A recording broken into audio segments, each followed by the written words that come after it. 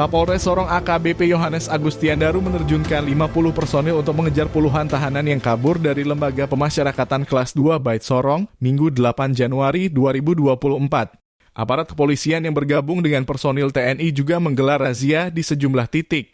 Razia tersebut menyasar kendaraan roda 4 yang berpotensi menjadi modus sembunyi dari para tahanan yang kabur. Meski begitu, tidak dirinci titik mana saja yang menjadi fokus operasi penjaringan para tahanan yang kabur itu.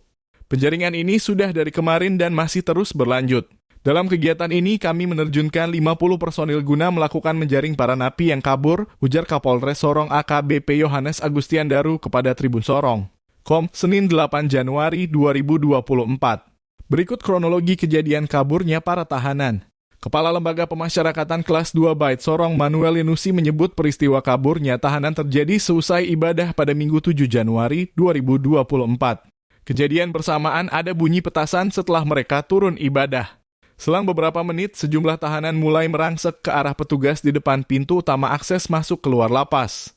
Para tahanan juga sempat mengancam petugas jaga, sebab saat itu penjagaan hanya 2 orang, kata Manuel Yenusi.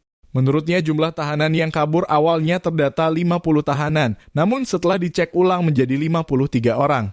Dari jumlah tersebut, 6 orang tahanan berhasil ditangkap lagi.